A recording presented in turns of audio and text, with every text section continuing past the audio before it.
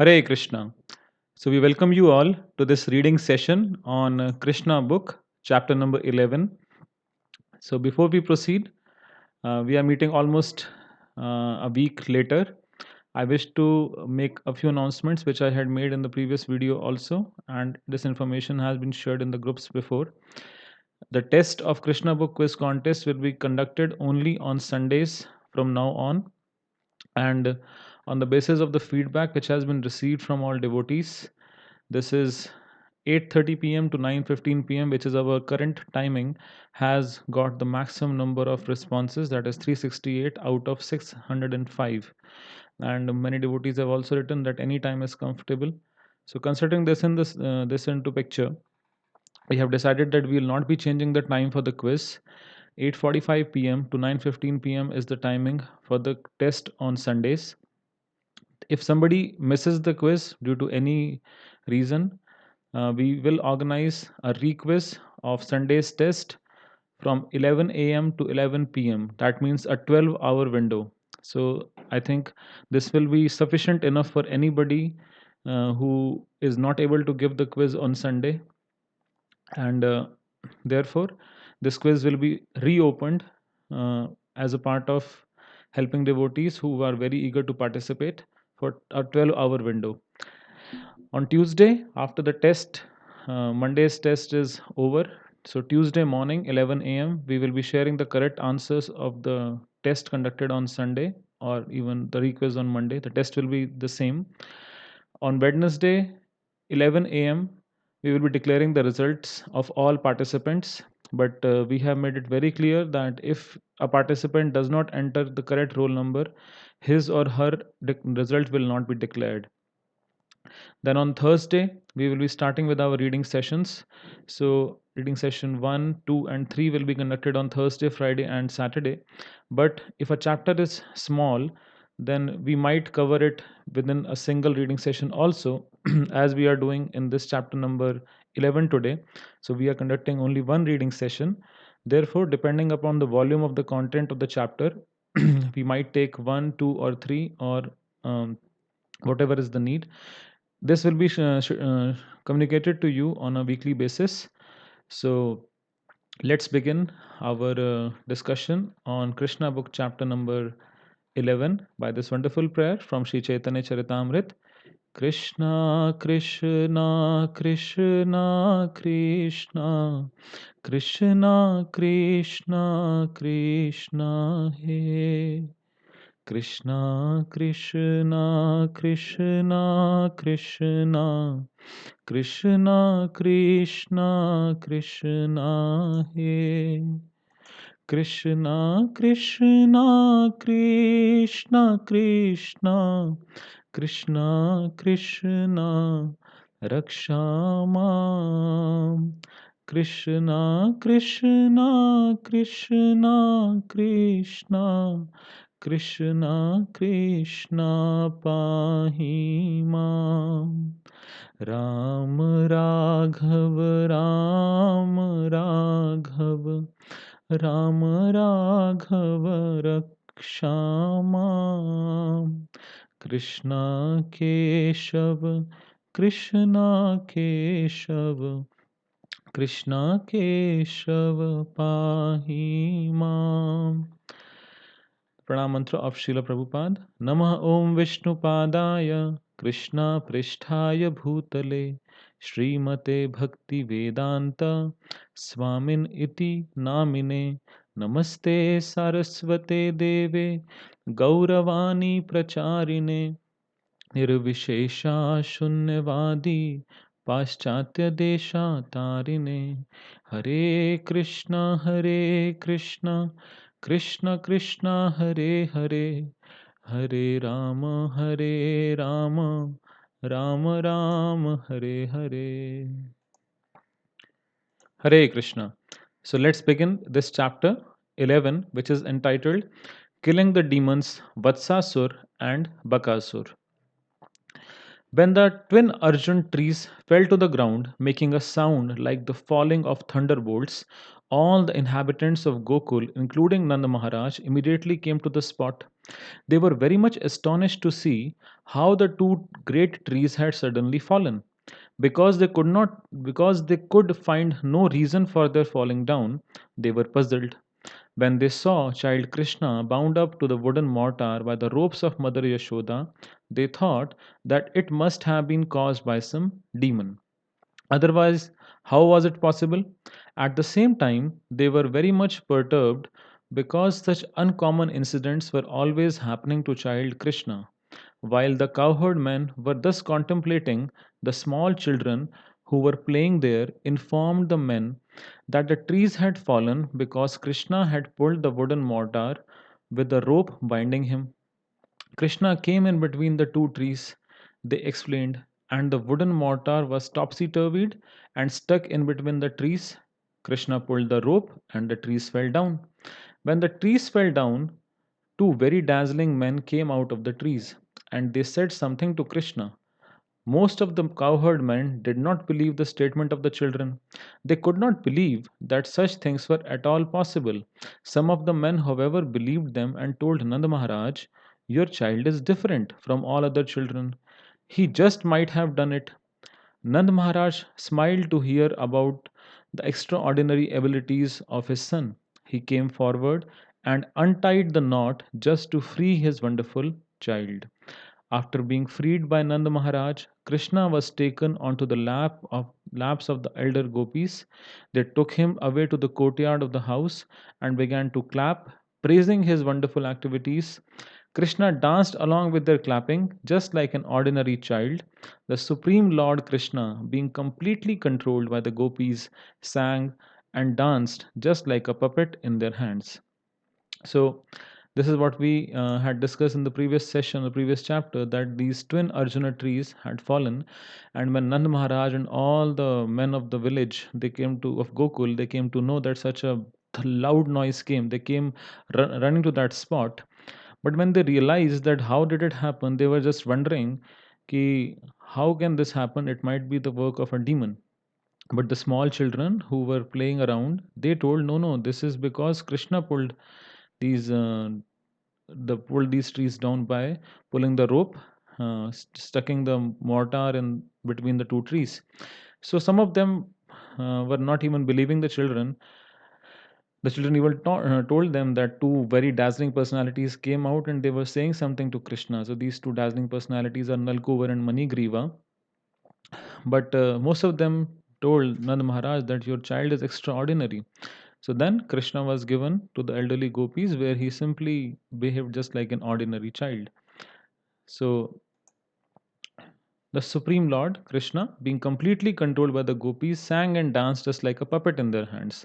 Sometimes Mother Yashoda used to ask Krishna to bring her wooden plank for sitting. Although the wooden plank was too heavy to be carried by a child, still somehow or other Krishna would bring it to his mother. Sometimes his father, while worshipping Narayan, would ask him to bring his wooden slippers, and Krishna, with great difficulty, would put the slippers on his head and bring them to his father. When he was asked to lift some heavy article and was unable to lift it, he would simply move his arms. In this way, daily, at every moment, he was a reservoir of all pleasure for his parents. The Lord was exhibiting such childish dealings with the inhabitants of Vrindavan because he wanted to show the great philosophers and sages searching after the absolute truth how the supreme absolute truth personality of Godhead is controlled by and subject to the desires of his pure devotees. So, something very extraordinary is being told here, that this is Nanda Maharaj, and while he was worshipping Lord Narayan, who is actually an expansion of Lord Krishna, he told Lord Krishna that please bring my wooden slippers, or Yashoda Mata told him to bring a wooden plank for sitting. So Lord Krishna, just playing the role of a very small baby, he picks up the wooden slippers and very um, it's not like it's very heavy for a child, so he's putting a lot of effort to bring his father's slippers or carry something. So this is what is Lord Krishna trying to explain to these people, great philosophers and sages who were searching after the absolute truth that Lord Krishna is controlled by and subject to the desires of his pure devotees. One day, a fruit vendor came before the house of Nanda Maharaj. Upon hearing the vendor call, if what did the vendor call? If anyone wants fruits, please come and take them from me. Child Krishna immediately took some grains in his palms and went to get fruits in exchange. In those days, exchange was by barter. That means that if you are buying something, so you don't pay money for it, but if suppose I have a I have sugar and you have wheat grains, so you take little sugar from me and I take wheat instead, so there is no money transaction, it is barter. So like articles are exchanged for articles. In those days, exchange was by barter. Therefore, Krishna might have seen his parents acquire fruits and other things by bartering grain, and so he imitated. But his palms were very small, and he was not very careful to hold the grains tight, so he was dropping them. The vendor who came to sell fruits saw this and was very much captivated by the beauty of the Lord. So she immediately accepted whatever few grains were left in his palms and filled his hands with fruits. So Lord Krishna was carrying a very little amount of grains in his hand, but the fruit seller was so happy that Lord Krishna is not able to even pick all, apparently, not able to pick all the fruits. His whole arms are filled with fruits, right? Um, the vendor who came to sell the fruits saw this and was very much captivated by the beauty of the Lord. So she immediately accepted whatever few grains were left in his palms and filled his hands with fruits. In the meantime, the vendor saw that her whole basket of fruit had become filled with jewels. The Lord is the bestower of all benedictions. If someone gives something to the Lord, he is not the loser, he is the gainer by a million times. So that's what we find here, that even a little service which is offered to Lord Krishna, one becomes tremendously glorious and a gainer by millions of times. One day, Lord Krishna, the liberator of the twin Arjuna trees, was playing with Balram and other children on the bank of the Jamuna. And because it was already late in the morning, Rohini, the mother of Balaram, went to call them back home. But Balaram and Krishna were so engrossed in playing with their friends that they did not wish to go back. They just engaged themselves in playing more and more. When Rohini was unable to take them back home, she went home and sent Mother Yashoda to call them again. So Mother Rohini came, but the boys did not pay much heed and they kept on playing. So now she told Mother Yashoda that you go and bring them. Mother Yashoda was so affectionate towards her son that as soon as she came out to call him back home, her breast filled up with milk. She loudly cried, "My dear child, please come back home. Your time for lunch is already past." She then said, "Oh, my dear Krishna, oh, my dear lotus eyed child, please come and suck my breast. You have played enough. You must be very hungry, my dear little child. You must be tired from playing for so long." She also addressed Balaram thus, "My dear Rama, the glory of your family, my dear child, please come back with your younger brother Krishna immediately. You have been engaged in playing since early morning and you must be very tired. Please come back and take your lunch at home. Your father Nandaraj is waiting for you. He has to eat, so you must come back so that he can eat." So Yashoda Mata, she told both the boys that please come back and your father Nanda Maharaj is waiting for you. As soon as Krishna and Balaram heard that Nanda Maharaj was waiting for them and could not take his food in their absence, they started to return. So that is a father's affection, that whether the children have taken food or not. Their playmates complained. So when they started to return, their playmates said, "Krishna is leaving us at the point when our playing is at the summit. Next time we shall not allow him to leave." His playmates then threatened not to allow him to play with them again. So it's just like normal childish dealings of small children. That it is now I am having the play is at the summit and now you are going, so we will not allow you to play next time. Krishna became afraid and instead of going back home, he went back again to play with the boys. At that time, Mother Yashoda scolded the children and told Krishna, "My dear Krishna, do you think that you are a street boy? You have no home? Please come back to your home." I see that your body has become dirty from playing since early morning. Now come home and take your bath. Besides, today is your birthday ceremony. Therefore, you should come back home and give cows in charity to the Brahmanas. Don't you see how your playmates are decorated with ornaments by their mothers? You should also be cleansed and decorated with nice dress and ornaments. Please, therefore, come back, take your bath, dress yourself nicely, and then again you may go on playing. So, Mother Yashoda is telling that today is your birthday. You come back, take a bath, take your breakfast, then you have to give cows in charity. So, and see how nicely your friends are dressed up. In this way, Mother Yashoda called back Lord Krishna and Balaram, who are worshipable by great demigods like Lord Brahma and Lord Shiva. She was thinking of them as her children.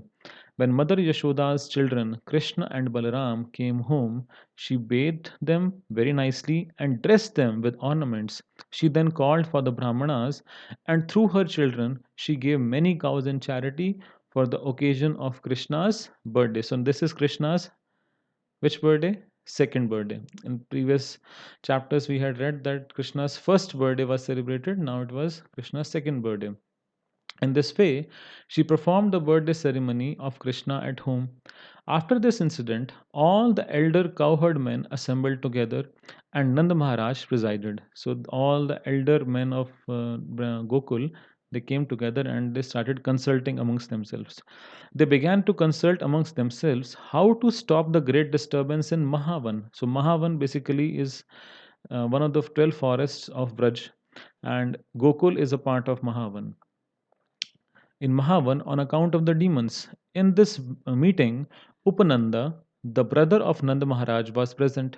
He was considered to be learned and experienced, and he was a well wisher of Krishna and Balaram. He was a leader, and he addressed the meeting as follows: My dear friends, now we should leave here for another place because we are continually finding that great demons are coming here to disturb the peaceful situation, and they are especially attempting to kill the small children. Just consider Putana and Krishna. It was simply by the grace of Lord Hari that Krishna was saved from the hands of such a great demon.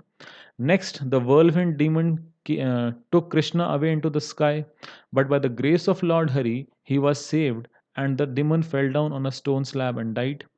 Very recently, this child was playing between two trees, and the trees fell down violently, and yet there was no injury to the child. So, Lord Hari saved him again. Just imagine the calamity if this child or any other child playing with him were crushed by the falling trees.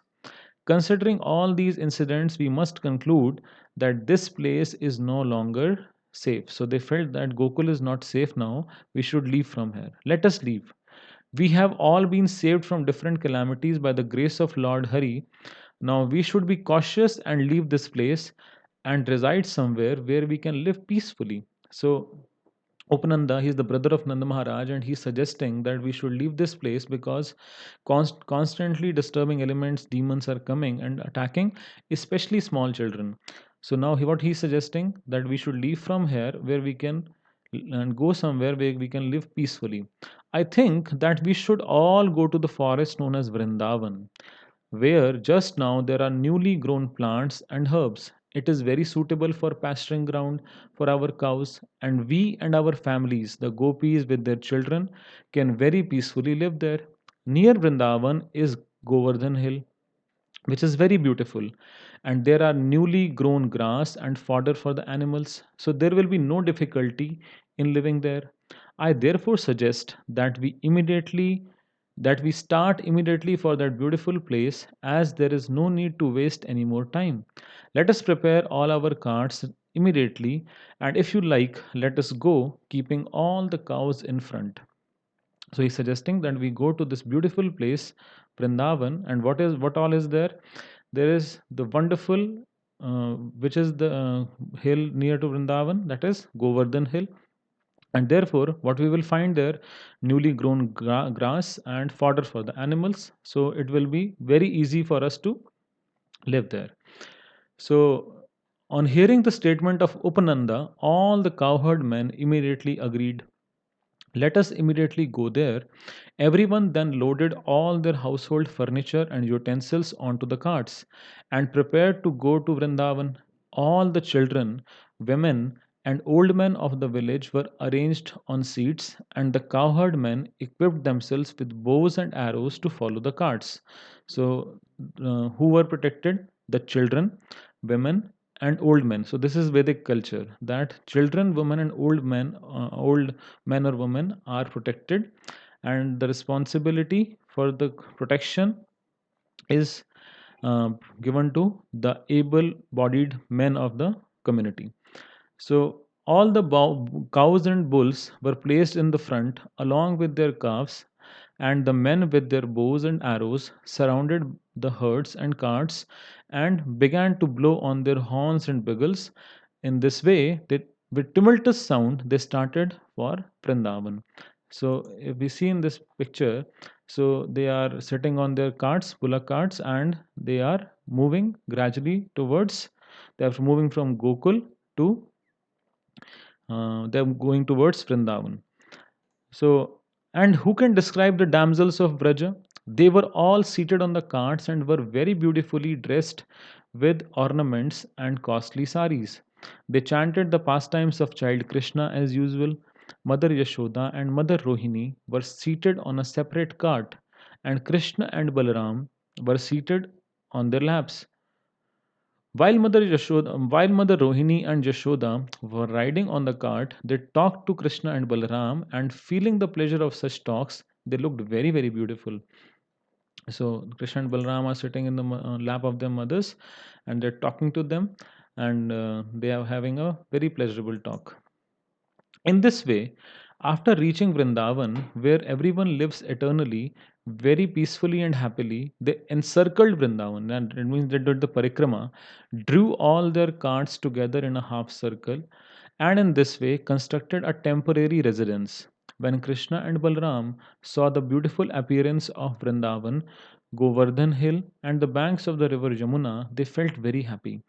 As they grew, as they grew up, they began talking with their parents and others in childish language, so that is Totali Bhasha, as children talk, and thus they gave great pleasure to all the inhabitants of Vrindavan. So Krishna and Balaram, we had already learned in the Damodar Ashram that they are drowning the inhabitants of Vrindavan, their whole family members, in the pools of Ananda, Ananda Kunde, Nimajjantam, Akhyapayantam. So soon, Krishna and Balaram had grown sufficiently to be given the charge of the calves.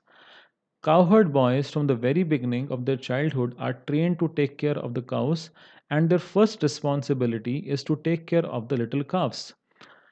So, first, the children are not given the responsibility of grazing the cows, but they are given the responsibility of grazing the calves. So, along with their other little cowherd boys, Krishna and Balram went into the pasturing ground with other little cowherd boys and took charge of the calves, and there they played with their playmates. While taking charge of the calves, sometimes the two brothers played on their flutes, and sometimes they played with amalak fruits and bale fruits just as small children play with the balls. Sometimes they danced and made tinkling sounds with their ankle bells. Sometimes they made themselves into bulls and cows by covering themselves with blankets. Thus Krishna and Balaram played. The two brothers used to imitate the sounds of bulls and cows and play at bullfighting. Sometimes they used to imitate the sounds of various animals and birds.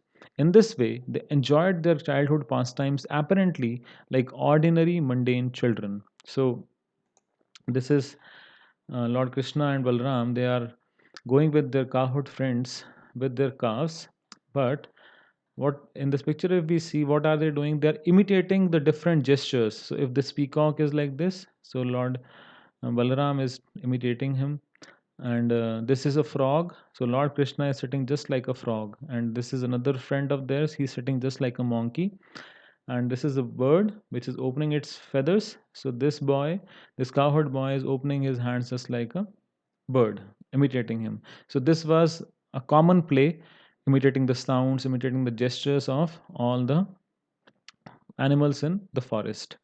Sometimes they used to imitate the sounds of various animals and birds. In this way, they enjoyed their childhood pastimes apparently like ordinary mundane children.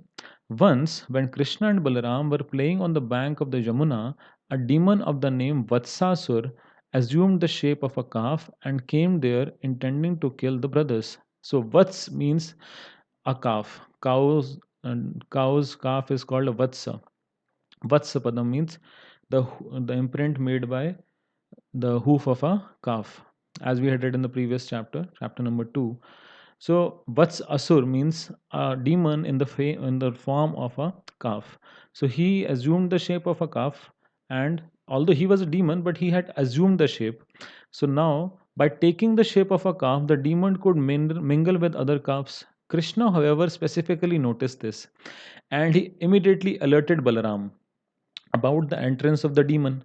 Both brothers then silently approached him. Krishna caught hold of the demon calf by the two hind legs and tail, whipped him around, and very forcibly, and threw him up into a tree. So the demon lost his life and fell down from the top of the tree to the ground. So this is uh, what is Vatsasur. So it came in the shape of a calf, and what we see is that Lord Krishna in this picture he's caught by his hind legs, and here it is being caught by its tail. So it's mentioned that Lord Krishna took hold of him using his calf's tail as well as hind legs. So when he threw him up, it fell to the tree, to the top of a tree. When it fell down from the tree, it actually assumed its actual shape of a demon. The demon lost his life and fell down from the top of the tree to the ground. When the demon lay dead on the ground, all the playmates of Krishna congratulated him. Well done! And the demigods in the sky showered flowers with great satisfaction. In this way, the maintainers of the complete creation, Krishna and Balaram, used to take care of the calves every day, beginning in the morning, and thus they enjoyed their childhood pastimes as cowherd boys in Vrindavan. So, this was a daily affair. That before Lord Krishna used to kill so many demons every day because Kamsa was anxious to kill Lord Krishna, and this was a playful pastime for the Lord to kill so many demons. So here we have seen that Lord Krishna killed the demon in the form of a calf, that is Vatsasur. One day, all the cowherd boys went to the bank of the river Yamuna to to water their calves. When the calves drank water from the Yamuna, the boys also drank. After drinking, when they were sitting on the bank of the river, they saw a huge animal which looked something like a heron and was as big as a hill. Its top was as strong as a thunderbolt. When they saw that the unusual animal, they became afraid of it. The name of this beast was Bakasur, and he was a friend of Kamsa's. He appeared on the scene suddenly and immediately attacked Krishna with his pointed, sharp beak and quickly swallowed him up. So we see that Lord Krishna, when they went to water their cows, I mean the cows went for drinking water in the Yamuna. The boys were also drinking, and they saw a very huge animal in the form of a baka, or that is a heron. So now Lord Krishna was swallowed by this great demon. When Krishna was thus swallowed, all the boys headed by Balram became almost breathless as if they had died. But when the Bakasur demon was swallowing up Krishna, he felt a burning, fiery sensation in his throat. So he swallowed Krishna, but he's feeling a burning, fiery sensation because Lord Krishna is Yogeshwara, so he can do anything. This was due to the glowing effulgence of Krishna.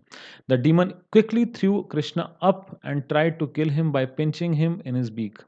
Bakasur did not know that although Krishna was playing the part of a child of Nand Maharaj, he was still the original father of Lord Brahma, the creator of the universe. Mother Yashoda's child, who is the reservoir of pleasure for the demigods and who is the maintainer of the saintly persons, caught hold of the great gigantic heron by the two halves of his beak, and before his cowherd boyfriends bifurcated his mouth just as a child very easily splits a blade of grass. So, this is what Lord Krishna, he took the beak of this demon and he broke it into his mouth into two pieces. He just broke it just like a child splits the blade of a grass. From the sky, the denizens of the heavenly planets showered flowers like the mallika, the most fragrant of all flowers, as a token of their congratulations. Accompanying accompanying the showers of the flowers was a vibration of bugles, drums, and conch shells. When the boys saw the showering of flowers and heard the celestial sounds, they became struck with wonder because they were not used to it. They never knew how such a thing is happening. But the demigods were giving a lot of wonderful celestial sounds, and showers were coming from above.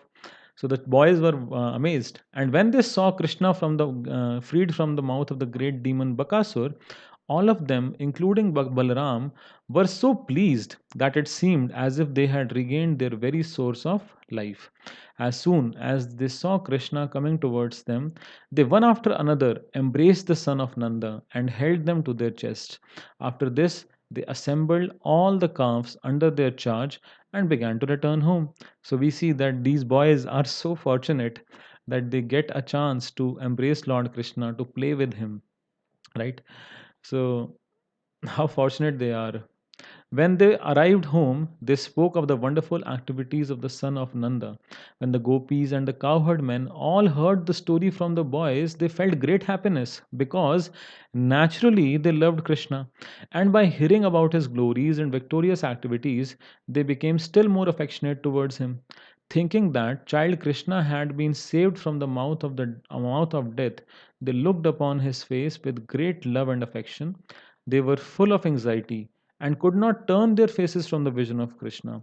The gopis and men began to converse amongst themselves about how wonderful it was that child Krishna had been attacked in so many ways and so many times by so many demons, and yet the demons themselves had been killed and Krishna had remained uninjured. They continued to converse amongst themselves about how so many great demons in such fierce bodies had attacked Krishna to kill him, but by the grace of Hari had not been able to cause even a slight injury. So they're so much in love with Krishna and covered by Yogmaya that they never feel that he's the supreme lord. They always think that he's a small boy and he's being protected by the grace of Lord Hari or Lord Narayan. Rather, they had died like small flies in a fire.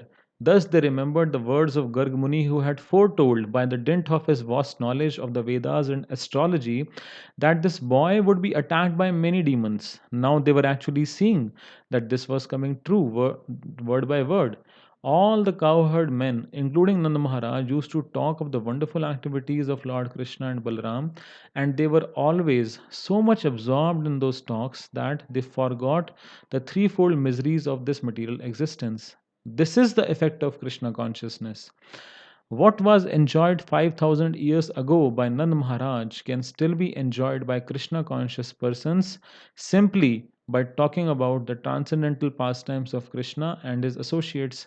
Thus, Balaram and Krishna enjoyed their childhood pastimes, imitating Lord Ramchandra's monkeys who constructed the bridge over the ocean, and Hanuman who jumped over the water to Ceylon. They used to imitate such pastimes among their friends and so happily past their childhood life. Thus ends the Bhaktivedanta purport of the 11th chapter of Krishna killing the demons Vatsasur and Bakasur. So we thank you very much for attending this reading session. So tomorrow 8:15 p.m. sorry 8:30 p.m. we will be having our exam, so 45 minutes, and uh, all the exams will now on be conducted only on Sundays. So thank you very much for attending this session. Hare Krishna. Srila Prabhupada ki jai. Ananta Koti Vaishnav Vrind ki jai. Srila Prabhupada ki jai. Nitai Gaur Premanande.